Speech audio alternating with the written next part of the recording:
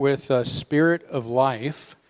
A lot of you know that. You'll find that if there's a gray hymnal in front of you, or those of you in the front row might want to grab one from behind. It's number 123. Number 123 in the gray hymnal. If you need to share with a neighbor, please do. Some of you know it by heart. And Deb Jackman is going to have our choir lead us as a congregation to get Donna, Borden, Rhodes service started off just right.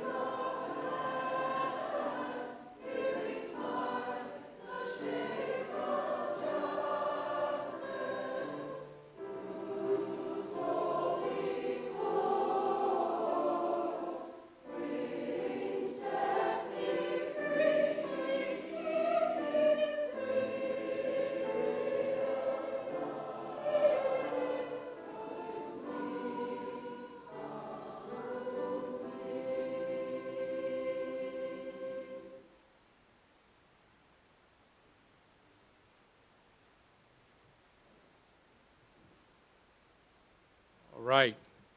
Thank you all so much for being here. I want to welcome you.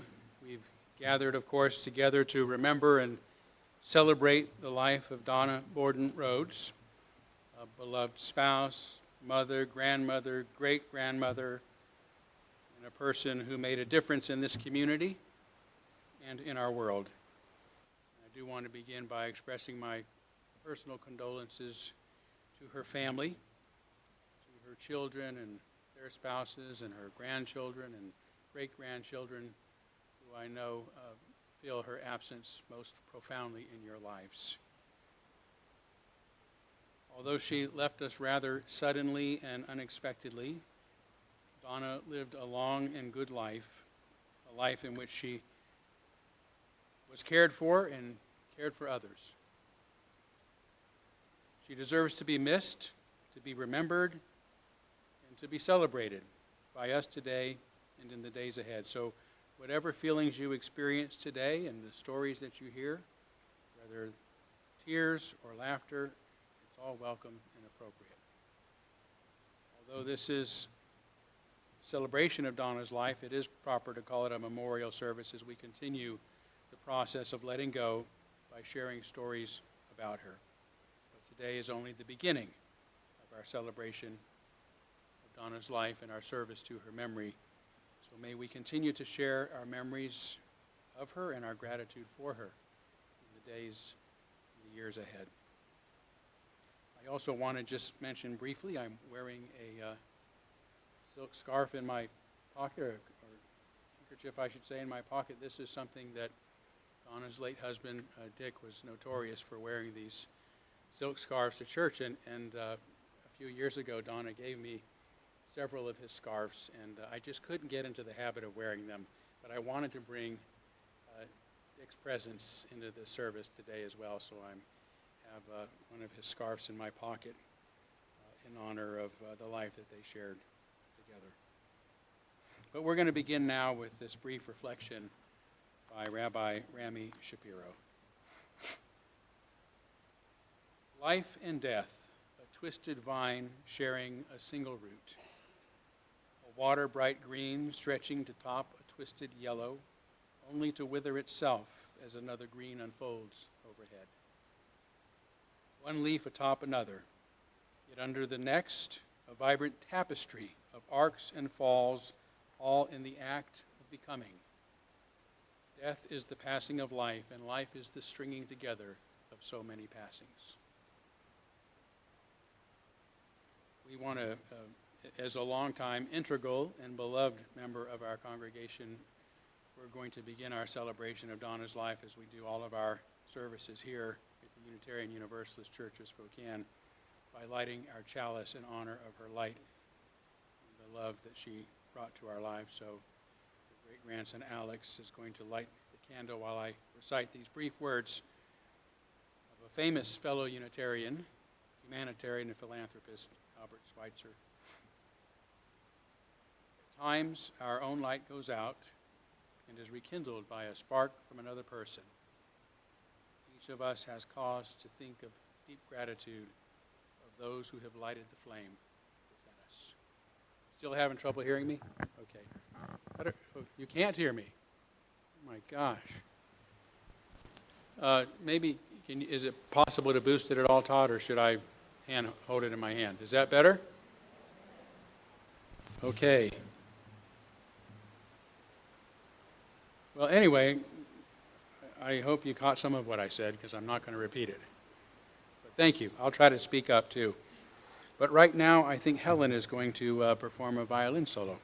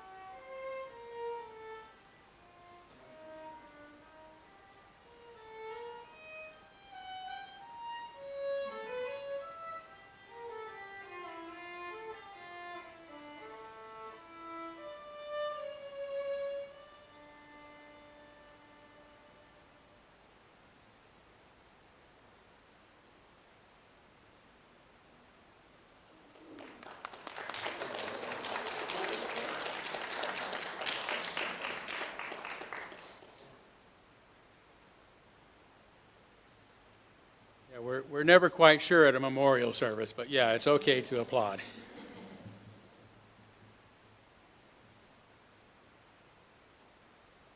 Where do I begin? Well, everyone knows that Donna loved baking bread, along with other goodies, and was excellent at it. And I'm guessing you're going to hear this referred to more than once during our celebration of her life. For Donna, baking bread wasn't just a hobby, it was an act of love.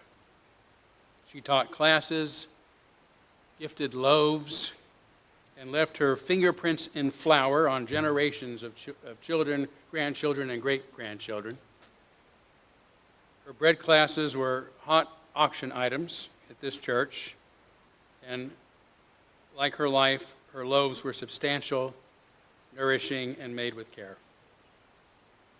While considering what I might say about her today, I realized that this single skill for which she is greatly remembered is also a metaphor of how she went about her life and the way in which she cared for others and the causes that were important to her.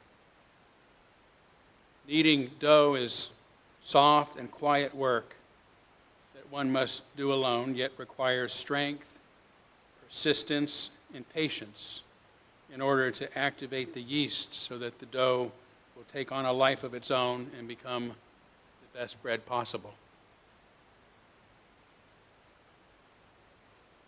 Bread that in her case would be given to and shared with others.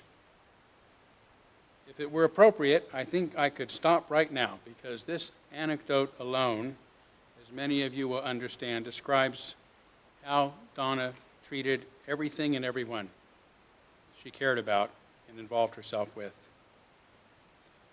Yeast in particular is the quiet, unseen force that helps the bread to rise, just as Donna helped raise our church community in more ways than we can count, often behind the scenes in ways that none of us will remember and some never even knew about, always with a steady hand, quiet strength, and generous heart.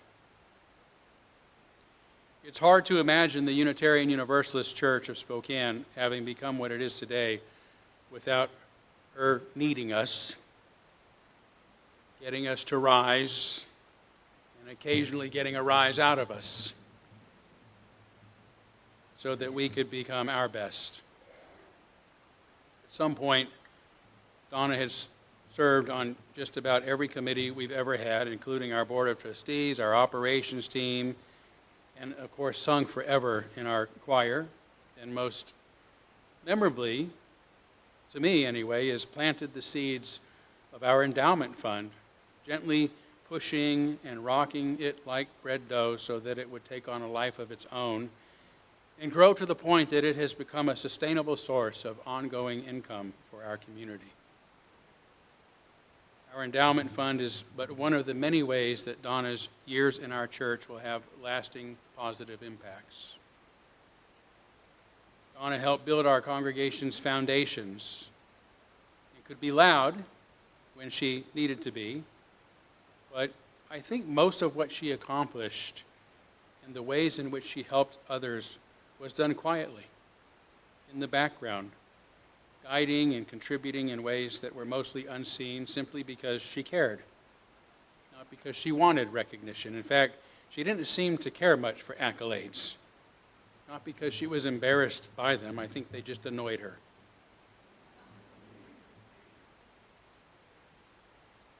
She was a person of clear opinions, yet remained firm but friendly, confident but cooperative. You could count on her to speak her mind, but also to listen, with a willingness to change her mind. She was agreeably disagreeable, holding her ground while still being part of the team. You always knew where you stood with Donna, but also knew she'd stand with you, regardless of your differences in opinions. She was also deeply intelligent and intellectually curious. Her life story reveals a woman who kept growing, earning multiple degrees, teaching in classrooms and across continents, including a summer in Shenzhen, China. In her 40s, as you may know, she returned to college to get another degree, this time in international business, and in retirement, she sang, she volunteered, she traveled to France, places like France, Mexico, Portugal, Nicaragua, all after fearing that she might live her entire life without ever leaving the country. Donna was feisty and independent, yet deeply respected others, and was a person who believed that the world should be better than it is, and wasn't afraid to say so and also be a part of making it so. In a very recent public statement on pollution in the Spokane River, for example, she wrote, "The goal should be to decrease PCBs in the river, not to allow for companies to avoid pollution abatement and continue to harm the river and the living creatures that depend on it for sustenance. No variances and decrease PCBs for the benefit of us all." That's Donna. Succinct, to the point, and focused on the greater good. She didn't mince her words or overstate her opinions. As the minister of this church, I also have to mention how obvious was her deep love and affection for her entire family, which I observed almost every Sunday with her happy demeanor and radiant glow when surrounded by her granddaughter Kelsey and grandson-in-law Billy and their wonderful children, Donna's beloved great-grandchildren, Alex and Brooklyn and Zuri and Theo and Charlie. They usually take up an entire row. In fact, they are. That I know is going to feel a little empty without Grandma sitting with them for at least a while. But she's not entirely gone from our lives or from your lives, because like her bread, she was kneading her love and her care into you, so that she will always be part of who you are, who you've become, who you will become, just as she will always be a part of what our church has become and will become because of her commitment and her care, right up to the end. And just as she will be with all her children and grandchildren and all of the friends that she leaves behind. To quote one of those friends, "That which is remembered never dies." And Donna gave us so much to remember: her sharp mind, her strong spirit, her compassion, her crusty humor, and her fresh-baked bread. The space that her passing leaves is large, but so is the legacy of her love for her family and community that she helped to raise and to rise on occasion. So thank you, Donna. May you long be remembered. We're now going to have a choir performance.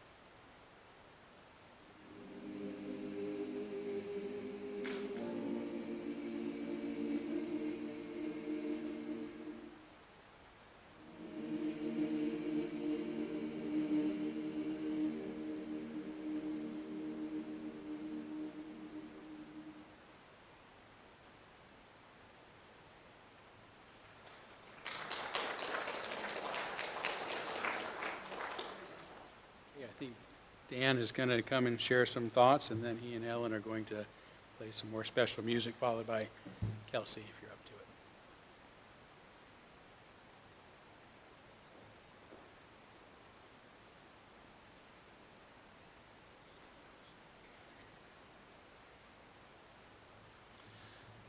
to it. Good afternoon. It's nice to see such a good turnout.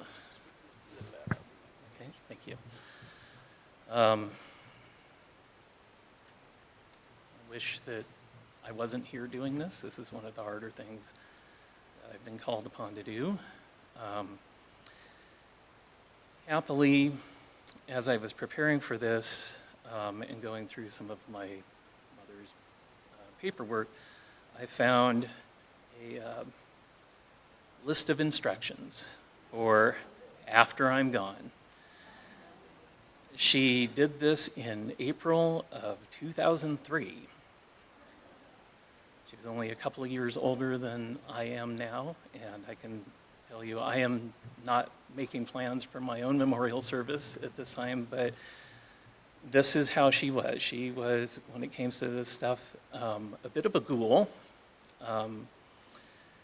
When the state of Washington legalized human composting, she was over the moon about that, and she was making plans to do that. And my poor sister-in-law will remember one Thanksgiving dinner where my mother gave me permission to till her composted remains into our garden at the dinner table. And poor Kathy is just going, Donna, what? What are you doing? But she was a planner, and so she left this list of instructions after I'm gone, and there are a number of things in it. But when it comes to the memorial, she said, and I quote, "Have everyone lie a lot so that I'll sound like I was a really great person." So I'm going to tell a few lies about my mom. She was shy and retiring, had no sense of humor. She hated cooking, she hated baking, she hated music, she hated spending time with her family. She was, for me, not just my mom, she was a good friend.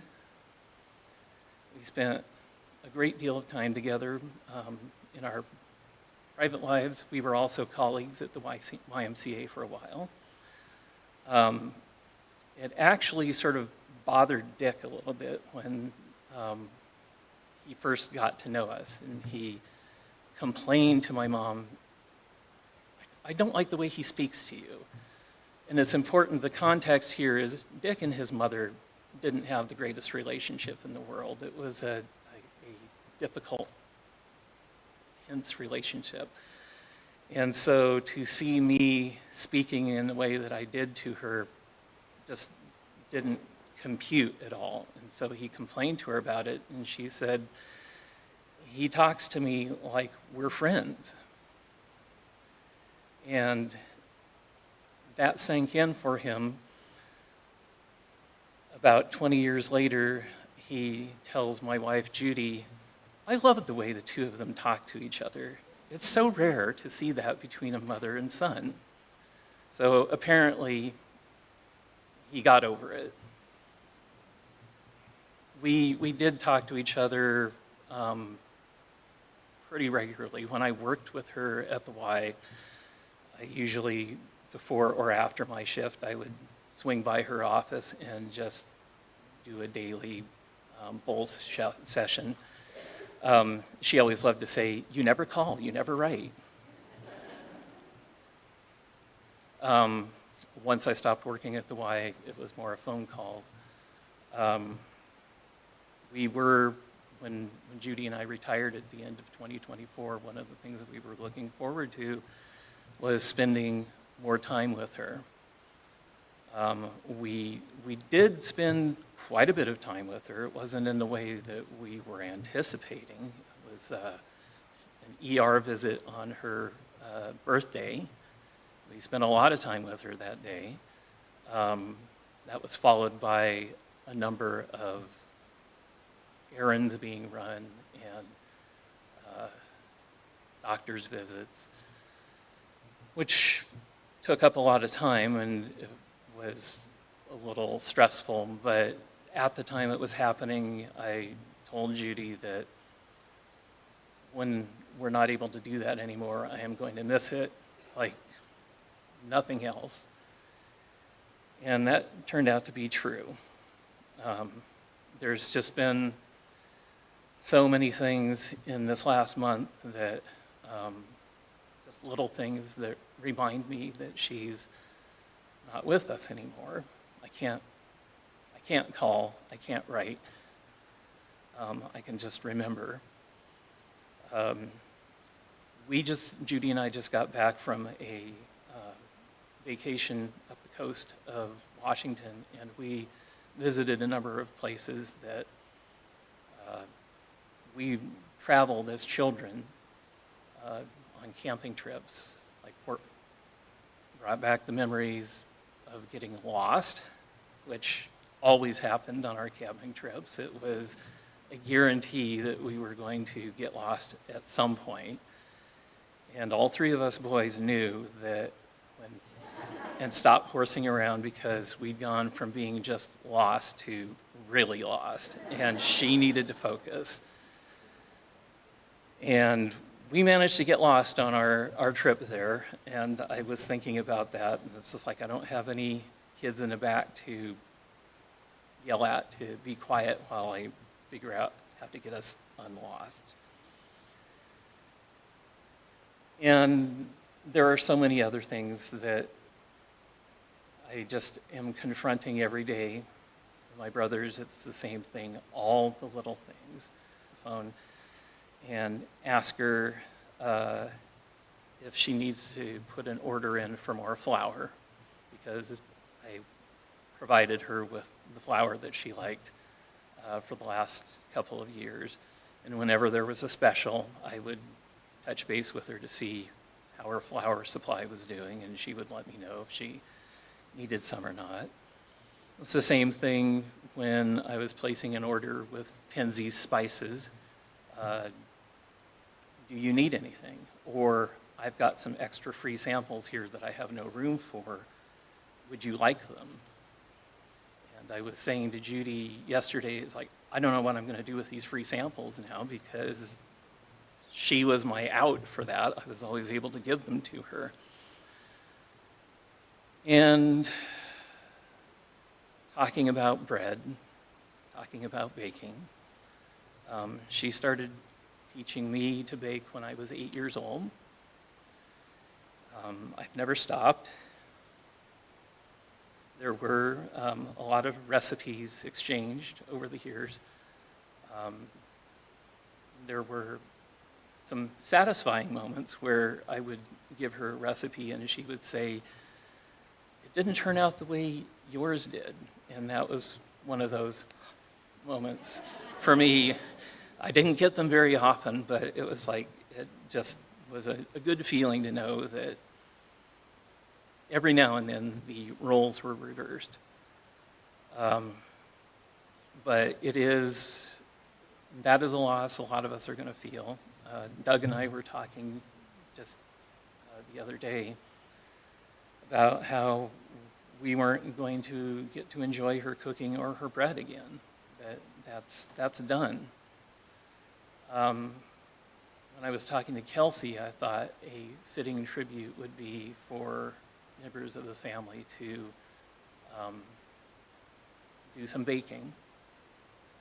There's some bread, and there's an assortment of cookies and some scones that are back there that the kids made and I made. And it's sort of an expression of her legacy, that she has left us with that gift. And all the people who took instructions from her over the years, they can carry on too with that. She said Also, in her instructions here, she says, "I do believe I'll be alive as long as someone remembers me." And I think that's probably, it's hard to imagine not remembering her and what she's done over the years. And I'll finish here with one last thing she said about the memorial service. Have it be a really fun celebration. You know, I always liked a good party. And that's very true. Thanks.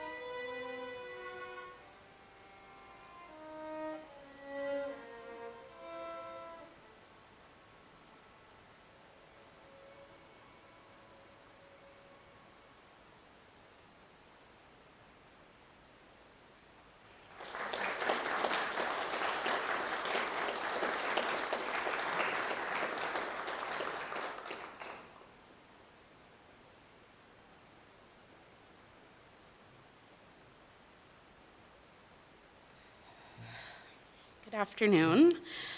For the people I haven't met, my name is Kelsey, and I had the privilege of being Donna's first grandchild. Over the past few weeks, I've been trying to wrap my head around not only losing my grandmother, but also losing one of my very best friends. To all of you who have reached out and shared stories, I want to say thank you. With every memory that's shared, I feel like I get one more piece of her to hold on to. Grandma Donna's impact on my life was tremendous. Although my parents split when I was very young, Grandma decided that having a strong relationship with me was going to be a priority. And she set up frequent opportunities for us to spend time together. Throughout grade school, it was usually Wednesdays when I would go hang out with Grandma Donna and Grandpa Dick. Sometimes we went to Wonderful Wednesdays with their UU community. Sometimes we curled up on their bed watching It Happened One Night or Strictly Ballroom. Summertime meant sleepovers and Mickey's, her famous buttermilk pancakes. There was time for reading, for sewing projects, baking together, and planning some incredible trips. As I got older, there were more music and theater events.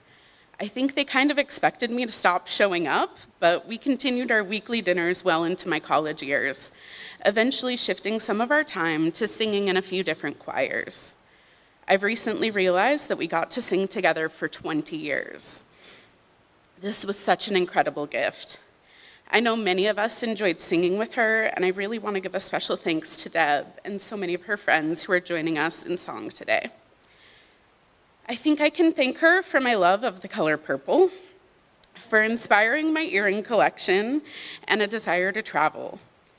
I was lucky enough to travel with them to California to visit her nieces Dawn and Yvette, to Kodiak, Alaska to visit Mary Monroe, to Portland to visit Marion and Mark Hammer, and we even planned an epic road trip through the southwestern states. While that trip happened to be cut short, I did have the opportunity to meet a friend I'd been emailing at the London Bridge in Arizona. He's still by my side today, almost 25 years later, as we plan our own travel adventures with our family. Not only did she bless me with so much time together, but many of her priorities have made an impact on me.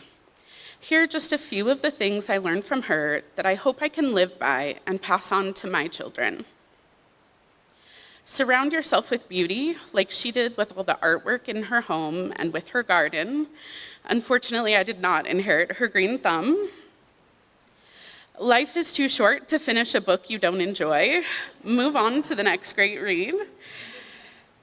Be frugal in as many things as you can. Not being overwhelmed with the things will make it so you can use your resources in meaningful ways. Budget for the trip and then take it. If it's an occasion to splurge, go for it with no regrets. If you make the smart choices the majority of the time, you don't have to feel guilty for spending a little bit of mad money.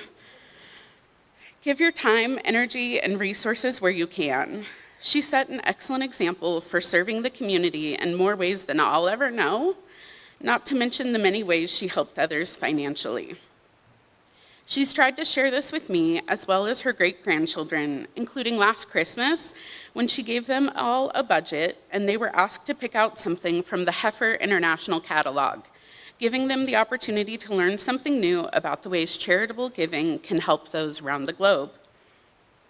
If I can take time for one more example of her generosity, I wanted to share about a program called Answer Nepal, which we learned about here.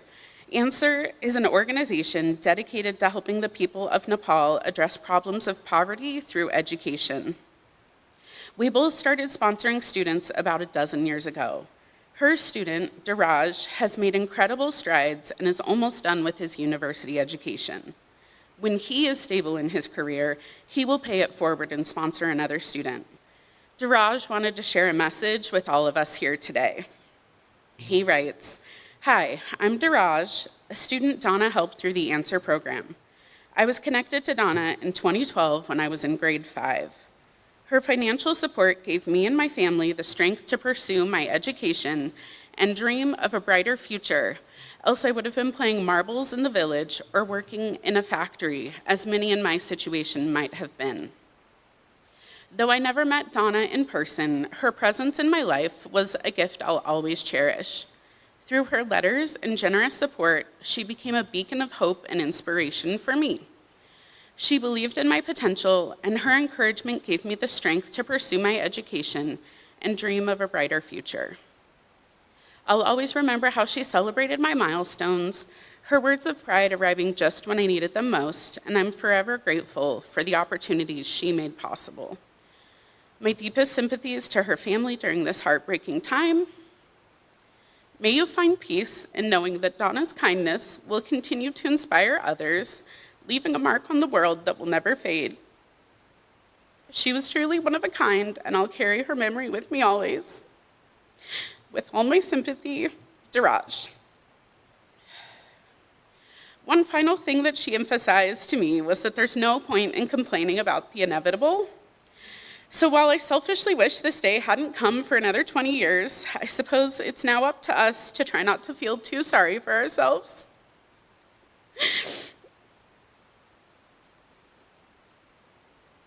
Let's share some great memories. Think about her the next time you sing a song or bake a loaf of bread, and figure out how we can leave the world a slightly better place. Sorry, you guys have to sing after this. As the next hymn says, we would be one in building for tomorrow, a nobler world than we have known today. We would be one in searching for that meaning, which bends our hearts and points us on our way. As one, we pledge ourselves to greater service, with love and justice, strive to make us free. She set quite the example, and now it's up to us to try and follow in her rather large footsteps. Thank you.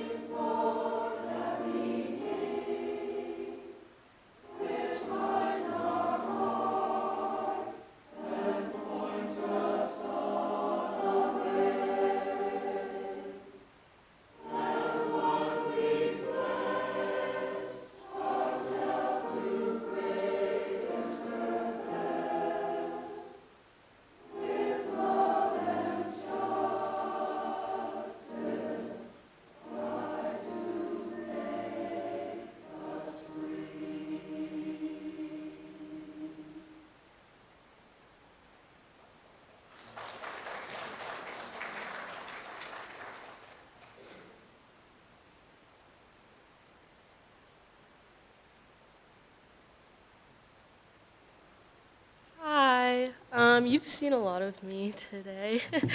Um, This will be the last of it, I promise. I'm Helen, for those of you who don't know. Donna was my grandma, so another one of the many grandchildren. Firstly, I do have to say, listening to everyone's words today, just like, it makes me remember just what a badass she was. She was a strong-ass woman, that's for sure. What I have today is a little something I wrote about her beauty. Grandma was beautiful. She might not have been girly, and she might not have what she considered sweet, but she sure was beautiful. She didn't do nonsense, and she didn't pretend. She didn't tell me that I had to wear feminine things or tell me that I had to look a certain way for the sake of anyone else. And she supported me with every one of my interests. She took me to ballet for years, and she didn't mess around. She defended my love for horses and need to be creative, not because of any princessy stereotypes of a little girl, but because she knew I loved what I loved just for what it was. And for that, she was beautiful. She had me sew and bake with her. She picked me up from school with my snack ready for me in the back seat of her car, driving me to her home where she inevitably made one of two meals: spaghetti noodles with cheese or peas, mashed potatoes, and ham, always accompanied by a glass of sparkling cider. If she knew one thing, it was how to deal with a picky eater. But don't worry, she never forgot to make fun of me for my lack of acquired tastes. Nonetheless, it was never a question if she loved me and supported me through my ever-changing, growing life. And for that, she was beautiful.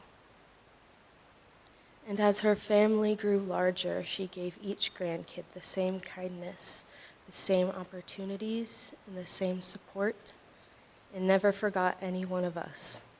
If anything, she was a reliable woman. And for that, she was beautiful. She wanted to make sure I felt her love and her care. She read me Babar and Ferdinand and told me to just take a deep breath. And for that, she was beautiful. She might have been one of the most beautiful women I've known. And I don't regret that she's gone. She's been prepping me for this day since I was 7. I don't regret that she won't be there to mend my stuffies or to nag me about getting my ears pierced, which I did do eventually. But my God, will I miss her. Yes, I will miss her, but I am thankful that she made sure I have plenty of memories of our time together, as she did with all of her grandchildren. And for that, she truly was beautiful.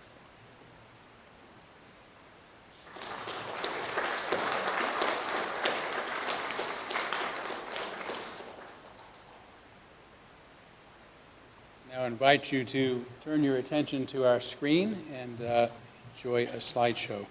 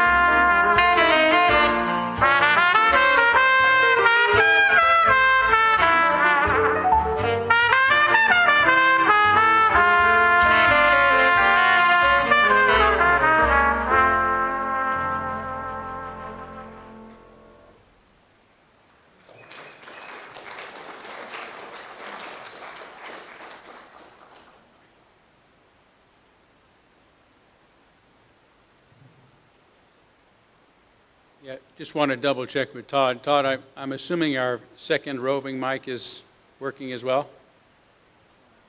You're assuming the same thing? Check, check, check. Yay. Okay, well, we have a few minutes left, so I think we're going to open it up for some public sharing. Sue is going to walk around with a microphone. If you will Mick Jagger that thing, when it comes to you, that would be much appreciated so we can hear. We won't be able to get to everybody if everybody here wants to say something, or we'll be here for a long time. But again, this is the beginning of remembering and celebrating, and I always like to stop for just a couple of seconds and ask you to ponder, to answer the question to yourself silently, why are you here today? Just think about that for a moment. Why are you here?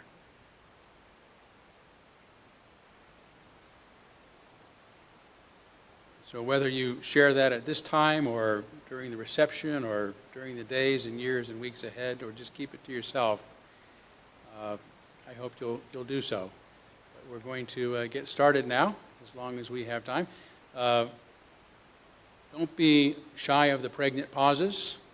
We can have moments where nobody's saying anything, and that'll be fine. Well, I can't wait. I'm Marion Hammer, and I've had many. Is that on? Yeah.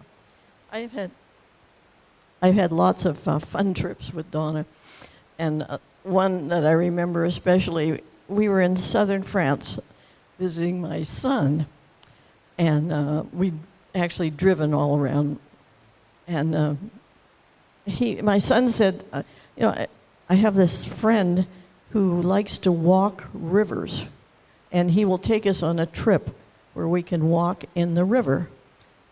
So we were instructed to buy little tennis shoes so we wouldn't injure our feet. So Donna and I bought these shoes, and we went off in the car up into a mountain and toward Switzerland somewhere, and found the river that was an adventure. And the leader of this little trip was named Terry. And Terry, we found out, was a falsettist. So as we walked, Terry sang. And the water was just burbling as we started. It'd get deeper and deeper and deeper and deeper. And the deeper the water got, the higher Terry sang. We just laughed, but we had to actually swim at times because the water was so deep. It was just a hilarious trip. Part of it was, too, that we had to change our clothing on the road behind the car. So when we got finished, we changed our clothing. We went to a lovely resort and had a drink and some dinner. That was one of my favorite trips with Donna.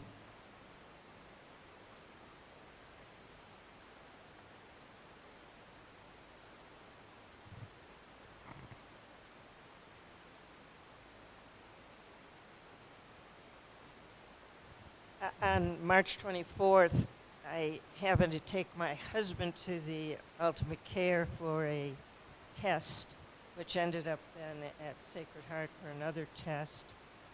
Can you hear me? Yeah. And on the way home on Grand Avenue, I passed right past in front of my car a white dove. I want to keep it in front of you, yeah. A white dove. And so I immediately Googled white dove in the half hour I had to get back, and ended up at the emergency room with him for another test. And I had my dog with me, and I went up and turned off Grand into Manitou Park just as Betty emailed that Donna had died this morning. So then I walked around the duck pond, all the way around, sat for a while, watched the ducks, and walked right up to the pond before I'm going back to the car. I hesitate to say this, but I looked down, and right at my feet, in a few inches of water, is a red bird. And so I went back and got Bob, and that night we were home, and I'm reading Google again, the white dove again. And amazingly enough, as I go down, I discover that it goes into cardinal. And I grew up in the East with cardinals, but I didn't even know if there were cardinals here. But I want to just tell you what I read on the Google about these two birds. Maybe I can't read it because too much to do at one time.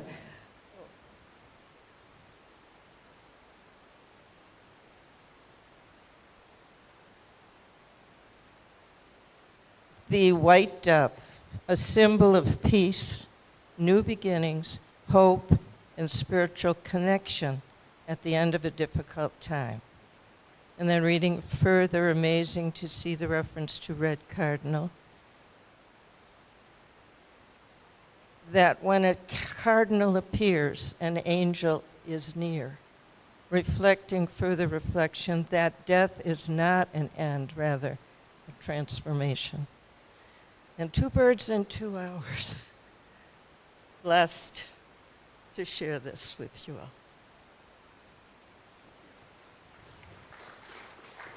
Sue, Deb had her hand up.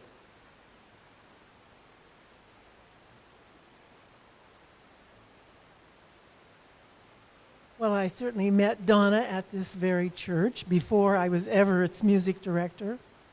And I was with her in the Unitarian Singles, and of course she had things that had events at her house and everything, and I always thought she was an awful lot of fun, and I liked her a lot. And I learned that way that she had a very nice, strong voice. And so when I was in my job here, I said, well, Donna, maybe you would like to join the choir. And she looked at me and she said, well, she said, there's a problem. I said, well, what is it? You know? And she said, yes, I can sing that melody wherever it is. My voice is low, though, and she said, if I try to part sing, I slide back into the melody. And that isn't going to work. And so I said, well, almost everybody does that when they're learning to part sing. And so I think that if you would like to try, that we could work together a little bit, and you could have a trial period in the choir, and you know, we could just see how it goes. And this is something I ended up offering to an awful lot of people. If they could carry a tune, I figured they could learn to part sing. And Donna, in her way, she took it very seriously, and she got herself a keyboard. I don't know if she borrowed it or bought it or what she did. She learned how to read her part on the music. She worked really hard at this, and she was an alto at first, and she eventually got so that she could sing a part, and then her voice went lower, and she moved into the tenor section, and she became one of the anchor people in my choir. She worked harder than anybody I'd ever tried that with, and she became a real steadfast person. She was in the mixed choir, she was in the solstice choir, she was in small groups with women and men, and I enjoyed her immensely that way, and she got to enjoy singing that way too. So I just love that about her, that she would work that hard and make it over the top. Yeah.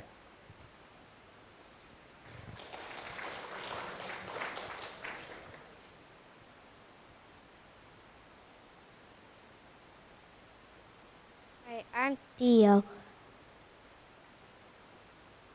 So Theo is 7, and he has something he wants to read.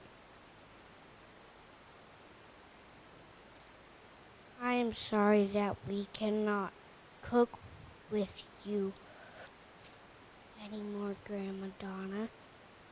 I am thankful for all your love. I will be by your side even though I will not see you again. But I loved the way you smile. I really loved cooking with you. I loved when you read me to me, but now I share your love. I will always love you, no matter what happens. But everybody cares about you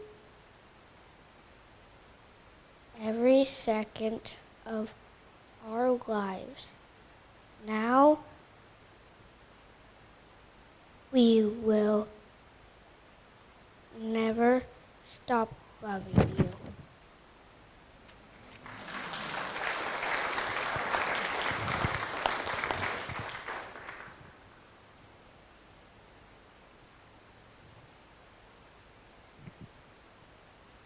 I'm Kelsey's mom, and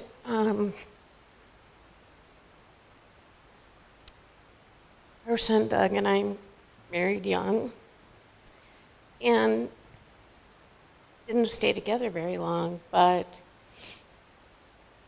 you know, when I became an ex, there was no ex to Donna, and so once you were part of Donna's inner circle, you were always part of Donna's inner circle.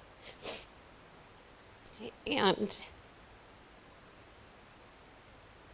I can't thank her enough for all that she's imparted into my daughter and my grandkids. I couldn't ask for a better role model for them. So thank you, Donna. We love you.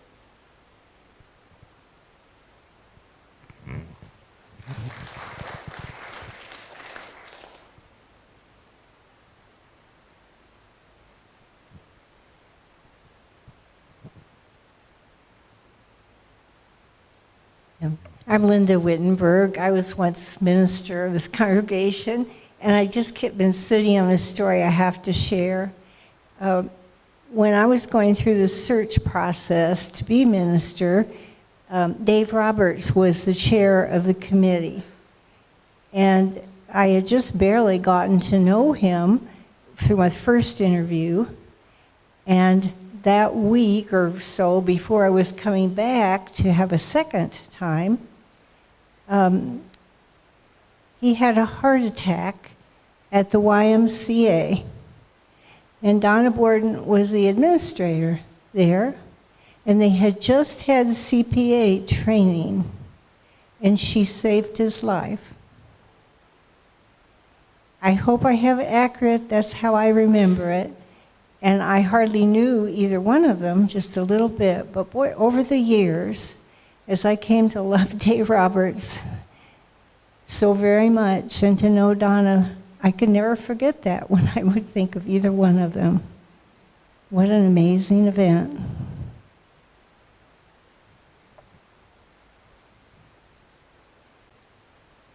Thank you. Thank you. And as I thank you for those who shared, for those who have considered why you're here, and again, there'll be more opportunity to share with one another during the reception as well as the days and years ahead.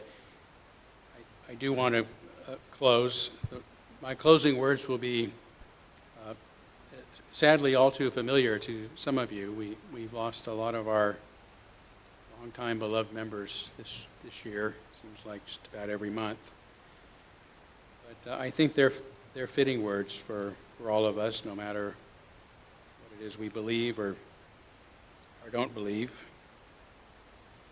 And I think they are especially fitting words coming from a Unitarian pulpit, but I also know that Donna would appreciate these sentiments. So, in closing, none of us can know for sure, no matter what our faith is, what happens after this life. Some believe there's more, others not.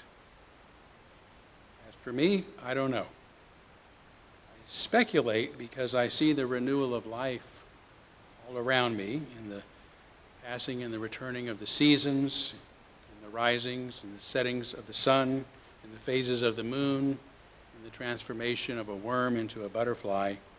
that there is something more. More than this, I cannot say. I also understand, as the philosopher Heraclitus taught us thousands of years ago, that nothing remains the same. Everything changes. You cannot step into the same river twice. And I understand that matter and energy, which are ultimately the same according to Einstein, cannot be destroyed. They only change form. And that means that everything that exists in the universe today was also here in some form when it all began around 13.8 billion years ago, crammed into a singularity smaller than the smallest particle. Everything that has ever been is still here, with us, part of us. So for now, it must be enough to know that Donna remains part of us too, that her memory is kept alive in our hearts. From Mary Elizabeth Fry. Do not stand at my grave and weep. I am not there, I do not sleep. I'm 1,000 winds that blow, and the diamond glints on snow. I am the sun on ripened grain, I am the gentle autumn rain. When you awaken in the morning's hush, I am the swift uplifting rush of quiet birds in circled flight. I am the soft stars that shine at night. Do not stand at my grave and cry, I am not there, I did not die.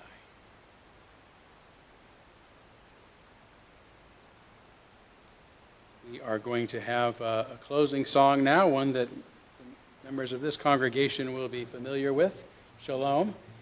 If you're not, I'm sure you will catch on fairly quickly.